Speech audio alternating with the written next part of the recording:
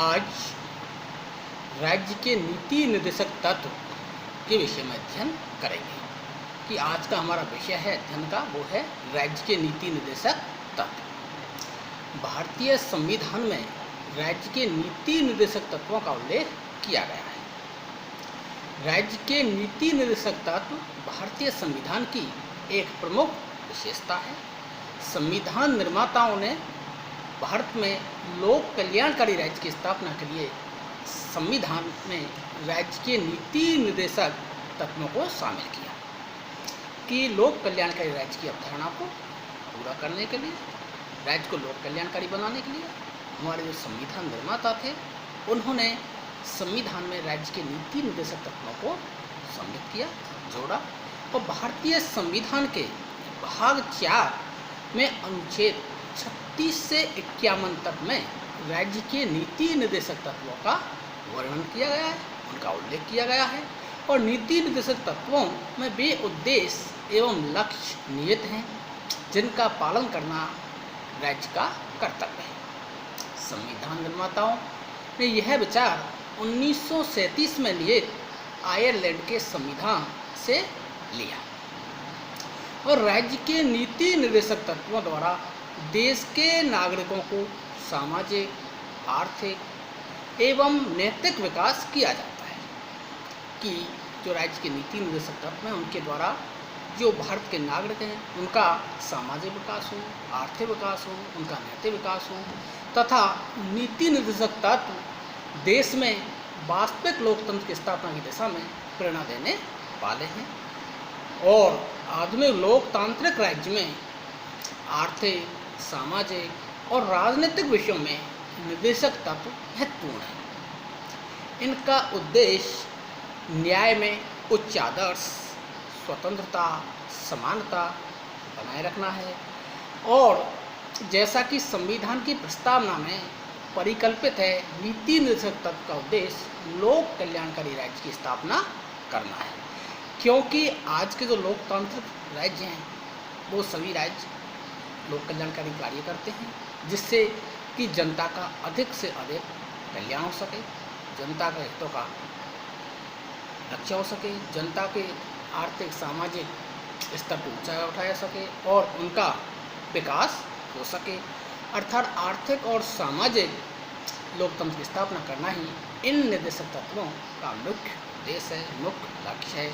और संविधान के अनुच्छेद 37 में कहा गया है कि इस भाग में दिए गए उपबंधों को किसी भी न्यायालय द्वारा वैधता नहीं दी जा सकेगी, किंतु तो भी इनमें दिए गए तत्व देश के शासन में मूलभूत और विधि निर्माण में इन तत्वों का प्रयोग करना राज्य का कर्तव्य होगा।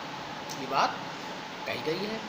और राज्य के नीति निर्देशक तत्वों की क्रियान्विति के लिए, उनको लागू करने के लिए न्यायालय के द्वारा किसी भी प्रकार के आदेश जारी नहीं किए जा सकते। अर्थात मूल अधिकारों के समान राज्य के नीति निर्देशक तत्वों को वैधानिक शक्ति प्रदान नहीं की गई है।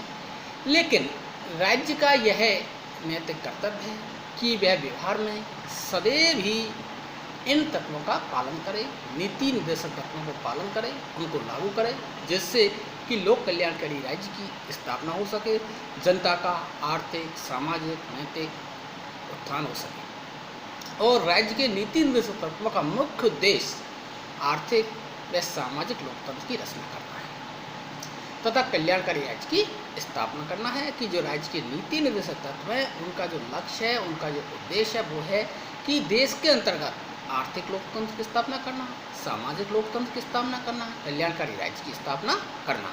और नीति निर्देशक तत्व देश के शासन में महत्वपूर्ण स्थान रखते हैं, उनकी बहुत ज़्यादा उपयोगिता है, उनका बहुत महत्व है। अब अध्ययन की सुविधा की दृष्टि से नीति निर्देशक तत्व का अध्ययन इस प्रकार से कर सकते हैं कि आर्थिक न्याय संबंधी नीति निर्देशक तत्व देखें तो भारतीय संविधान निर्माताओं का उद्देश्य भारत में एक लोक कल्याणकारी राज्य की स्थापना करना था। भारत में एक लोक कल्याणकारी राज्य की स्थापना हो सके, क्योंकि वास्तविक लोकतंत्र जब ही स्थापित होता है जब राज्य के द्वारा लोक कल्याणकारी कार्य किए जाते हैं। इसलिए राज्य के नीति निर्देशक तत्वों द्वारा आर्थिक न्याय प्रदान करने की व्यवस्था की गई है। कि सामान्य जनता को आर्थिक न्याय उपलब्ध कराने वाले नीति निर्देशक तत्व हैं वो इस प्रकार देखें कि पुरुष और स्त्री सभी नागरिकों को समान रूप से जीविका के पर्याप्त साधन प्राप्त करने का अधिकार हो, अर्थात राज्य पुरुष व स्त्री को समान रूप से जीविका के साधन प्रदान करने का प्रयत्न करेगा, कोशिश करेगा। और समुदाय के भौतिक संसाधनों का, जो समुदाय के भौतिक संसाधन है का स्वायत्त और नियंत्रण इस प्रकार विभाजित हो जिससे सर्वोत्तम सामूहिक हित हो सके, कि जो प्राकृतिक भौतिक संसाधन हैं उनका इस प्रकार से नियंत्रण हो कि उससे सबका सामूहिक हित हो सके, सामूहिक कल्याण हो सके, और आर्थिक व्यवस्था इस प्रकार संचालित हो कि धन और उत्पादन के साधनों का सर्वसाधारण के लिए हितकारी हो सके, और राज्य प्रत्येक नागरिक को, चाहे वह स्त्री हो या पुरुष हो, समान कार्य के लिए समान वेतन प्रदान करेगा। कि किसी प्रकार का एक प्रकार का कार्य है और उस कार्य को स्त्रियां भी कर रही हैं, पुरुष भी कर रहे हैं, तो उन दोनों को उस कार्य के लिए समान वेतन दिया जाएगा, उसमें किसी प्रकार का कोई भेदभाव नहीं किया जाना चाहिए। और पुरुष स्त्रियों तथा अवयस्क बालकों का दुरुपयोग न हो तथा आवश्यकता से विवश होकर नागरिकों को ऐसा कार्य न करना पड़े जो उसकी आयु और शक्ति के प्रतिकूल। और राज्य अपने आर्थिक साधनों के अनुसार और विकास की सीमाओं के भीतर यह प्रयास करे कि सभी नागरिक अपनी योग्यता के अनुसार रोजगार पा सकें, शिक्षा पा सकें एवं बेकारी, बुढ़ापा, बीमारी और अंगहीनता आदि दशाओं में सार्वजनिक सहायता प्राप्त कर सकें। ये भी नीति निर्देशों के अंतर्गत शामिल है। और कुटीर उद्योगों का विकास, राज्य कुटीर उद्योगों को प्रोत्साहित करे जिससे कि ग्रामीण स्तर पर छोटी जगह पर सभी को रोजगार मिल सके। और कृषि और पशुपालन को आधुनिक प्रणालियों से संगठित करना और उपयोगी पशुओं के वध का प्रतिषेध करना, जैसे गाय, बछड़े तथा अन्य दुधारू और वाहन पशुओं का। ये भी बात नीति निर्देशक तत्वों के अंतर्गत है। और उद्योग के प्रबंधन में, जो उद्योग है उनके प्रबंधन में कर्मकारों को भाग लेने का अधिकार, जो उसमें काम कर रहे हैं उनको भाग लेने का अधिकार हो।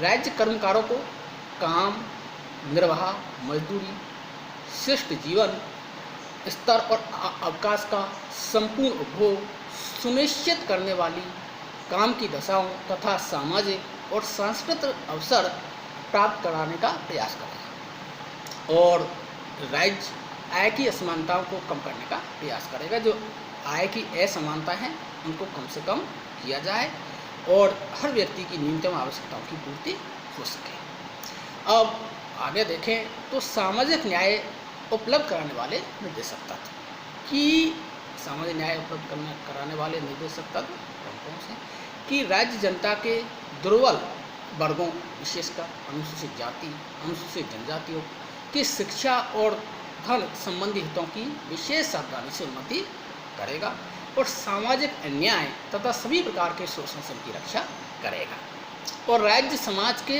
अनेक वर्गों के बीच प्रतिष्ठा, अवसरों और सुविधाओं की असमानता समाप्त करने का प्रयास करेगा, कि राज्य के अनेक वर्ग हैं उनके बीच प्रतिष्ठा, अवसर और सुविधा की समानता स्थापित होनी चाहिए, सबको बराबर अवसर मिलने चाहिए। और राज्य स्वास्थ्य के लिए नुकसानदायक नशीली दवाओं, ड्रगों के औषधीय प्रयोजन से भिन्न उपयोग पर प्रतिबंध लगाएगा, कि इनका उपयोग किया जाएगा सिर्फ औषधीय उद्देश्य के लिए किया जाएगा और के लिए नहीं। और राज्य भारत के समस्त राज्य क्षेत्र में नागरिकों के लिए एक समान नागरिक संहिता प्राप्त करने का प्रयास करेगा। और राज्य की लोक सेवाओं में न्यायपालिका को कार्यपालिका से पृथक करने के लिए राज्य कदम उठाएगा। अब आगे देखें तो शिक्षा व शासन संबंधी निर्देशक तत्व, कि राज्य सभी बालकों को 14 वर्ष की आयु पूरी करने तक निःशुल्क और अनिवार्य शिक्षा देने के लिए प्रावधान करने का प्रयास करेगा। और इसके लिए 86वें संविधान संशोधन अधिनियम 2002 के द्वारा ये व्यवस्था की गई है कि राज्य 6 से लेकर 14 वर्ष तक के सभी बच्चों को अनिवार्य एवं निःशुल्क शिक्षा की व्यवस्था करेगा। इस संविधान में 86वें संविधान संशोधन के द्वारा व्यवस्था भी की गई है। और अगला है कि राज्य ग्राम पंचायतों के गठन को और कदम उठाएगा और इन्हें उतने अधिकार प्रदान किए जाएंगे कि वे स्वायत्त शासन कार्य के रूप में कार्य कर सकें। कि गांधी जी का सपना था कि सत्ता का विकेंद्रीकरण होना चाहिए और ग्राम पंचायतों का गठन होना चाहिए। तो इसके लिए भारतीय संविधान में 73वें संविधान संशोधन अधिनियम 1993 द्वारा संविधान में 11वीं अनुसूची की व्यवस्था कर पंचायती राज को संवैधानिक दर्जा प्रदान किया गया। और इसी प्रकार से 74वें संविधान संशोधन के द्वारा शहरी निकायों को भी संवैधानिक दर्जा प्रदान किया गया। और राष्ट्रीय अगला देखें तो राष्ट्रीय महत्व वाले घोषित किए गए प्रत्येक स्मारक, कलात्मक या ऐतिहासिक रुचि के स्थानों की रक्षा करने का प्रयत्न करेगा राज्य। और राज्य देश के पर्यावरण के संरक्षण तथा संवर्धन का और वन तथा वन्य जीवों की रक्षा करने का प्रयास करेगा। देश के पर्यावरण की रक्षा और उसमें सुधार का प्रयास करेगा। ये नीति निर्देशक तत्वों में बात कही गई है। और अगला देखें तो अंतर्राष्ट्रीय शांति और सुरक्षा संबंधी नीति निर्देशक तत्व ये हैं कि संविधान के अनुच्छेद 51 में अंतर्राष्ट्रीय शांति और सुरक्षा संबंधी नीति निर्देशक तत्वों का उल्लेख किया गया है। कि भारतीय संविधान का जो अनुच्छेद 51 है उसके अंतर्गत अंतर्राष्ट्रीय शांति और सुरक्षा की बात की गई है।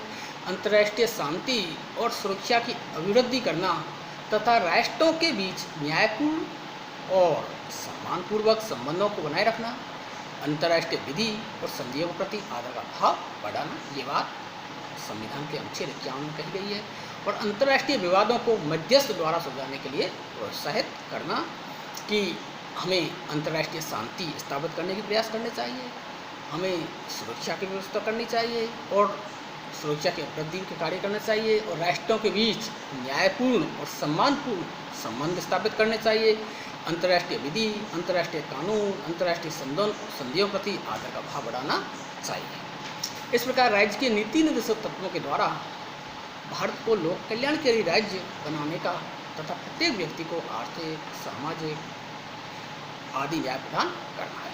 अब देखें तो नीति निर्देशक तत्वों का क्रियान्वयन कि इनको लागू करने के लिए सरकार ने बहुत ज़्यादा प्रयास किए हैं और समय समय पर इसके लिए कानूनों का निर्माण किया है, संविधान में संशोधन भी किए हैं। तो देखें कि 1950 से केंद्र सरकार एवं राज्य ने नीति निर्देशक तत्वों को लागू करने के लिए अनेक कार्यक्रमों कानून को बनाया है। कि नीति निर्देशक तत्व किस प्रकार से लागू किए जाएं, इसके लिए केंद्र सरकार और राज्य सरकारों ने समय समय पर अनेक कानूनों का निर्माण किया है। 1950 में योजना आयोग की स्थापना की गई ताकि देश का विकास नियोजित ढंग से हो सके, कि नियोजित ढंग से देश का विकास किया जा सके। और 2015 में योजना आयोग के स्थान पर नीति आयोग की स्थापना की गई है।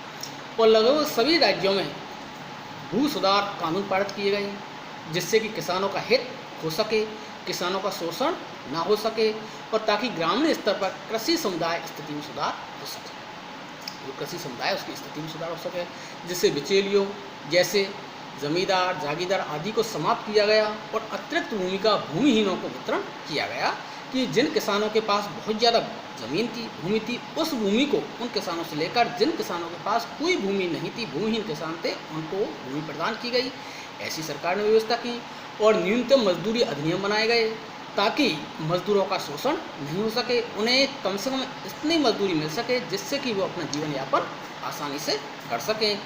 और प्रसुविधाओं अधिनियम और समान पारिश्रमिक अधिनियम को महिला कर्मचारियों के हितों की रक्षा के लिए बनाया गया। और विधिक सेवा प्राधिकरण अधिनियम का राष्ट्रीय स्तर पर गठन किया गया ताकि गरीबों को निःशुल्क एवं उचित कानूनी सहायता प्राप्त हो सके। और खादी एवं ग्राम उद्योग बोर्ड, खादी ग्रामीण उद्योग आयोग, लघु उद्योग बोर्ड, राष्ट्रीय लघु उद्योग निगम, हैंडलूम बोर्ड, हथकरघा बोर्ड आदि की ग्रामीण क्षेत्रों में कुटीर उद्योग विकास के लिए स्थापना की गई। और वन्य जीव अधिनियम 1972 एवं वन अधिनियम 1980 को वन्य जीवों एवं वनों की सुरक्षा कवच के रूप में प्रभावी बनाया गया। आदि अनेक कार्य किए गए। और नीति निर्देशक तत्वों का बहुत